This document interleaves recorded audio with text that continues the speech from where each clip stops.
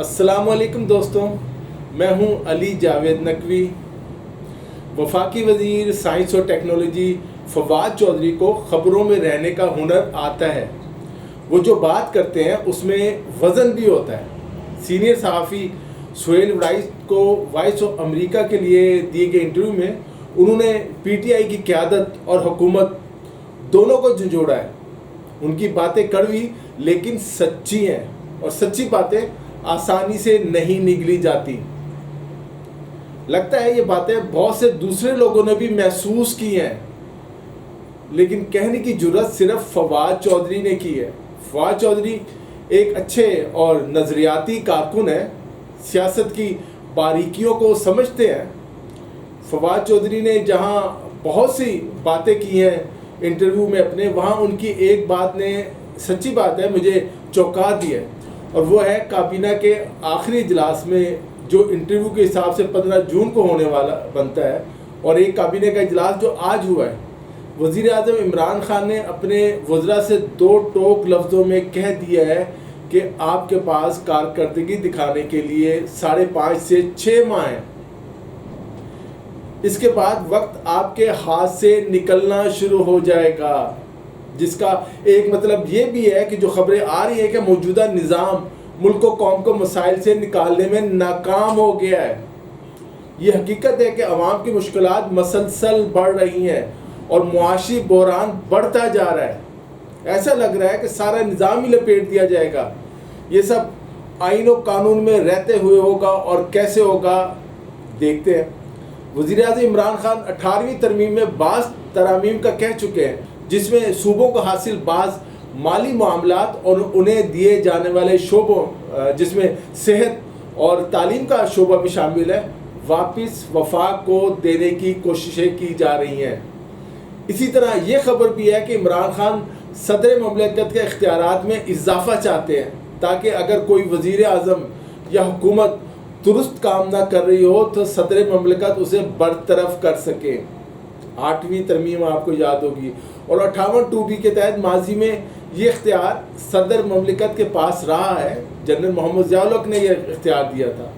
پہلے حکومت ختم کرنے کا سادہ سا طریقہ تھا، لیکن 58 2B کے خاتمے کے بعد ذرا پیچیدہ ہو گیا۔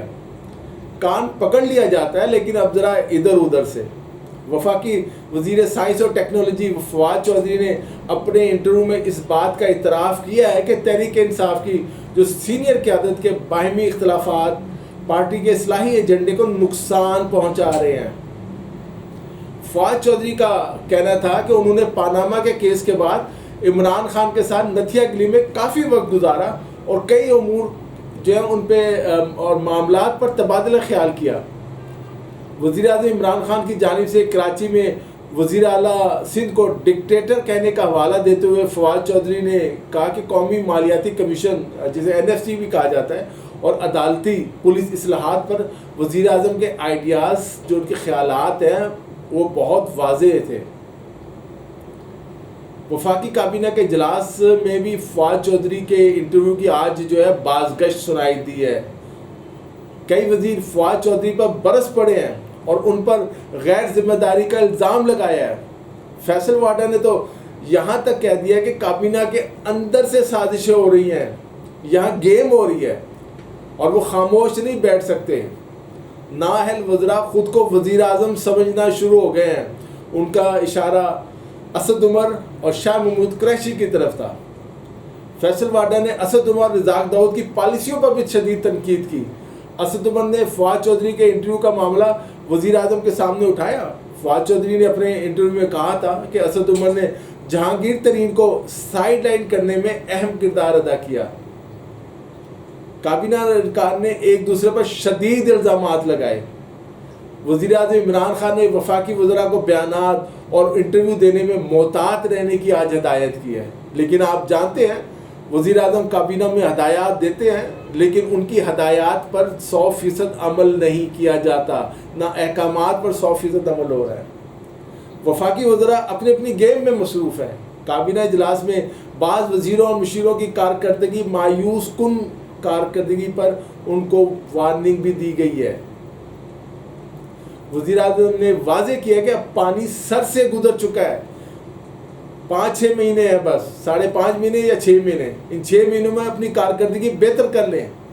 असद उमर के खिलाफ काबीना में इसलिए गुस्सा पाया जाता है कि उन्होंने अपनी हुकूमत की कारकर्दगी का पोल खोला था और मुआशी रिपोर्ट मीडिया को लीक की, जिसमें हुकूमत की कारकर्दगी जाहिर है मनफी पेश की गई। फवाद चौधरी ने अपने इंटरव्यू में वाज़ेह तौर पर कहा कि फ़ौज का बहुत किरदार हो गया है, लेकिन आप पार्लिमानी और सूबाई क़यादत को देखें और ख़ुद बताएं कि इस क़यादत के साथ सिविलियन सुपरमेसी किस तरह हो। उनका कहना है कि इमरान को बेहतरीन लोगों के ओहदे देने चाहिए थे, लेकिन जिसने भी इमरान खान को मशवरा दिया कि कमज़ोर और डिक्टेशन लेने वाले अफराद को ओहदे दिए जाएँ, उसने उनकी ज़ात से को सबसे बड़ा नुकसान पहुंचाया है। उनका मज़ीद कहना था कि जब असद उमर वज़ीर ख़जाना थे तो जहांगीर तरीन ने ज़ोर लगाकर उन्हें वज़ारत से फारिग कराया, फिर असद उमर में दोबारा आने के बाद कोशिशें करके जहांगीर तरीन को फारिग करवा दिया। दोस्तों, आज के लिए इतना ही। अगर आपने अभी तक हमारे चैनल उर्दू न्यूज़ को सब्सक्राइब नहीं किया तो चैनल को सब्सक्राइब कर लें, नीचे घंटी के निशान को भी दबाएं ताकि आपको हमारी वीडियोस के नोटिफिकेशन मिलते रहें। अली जावेद नकवी को इजाज़त दीजिए, अपना ख्याल रखिएगा। खुदा हाफिज़।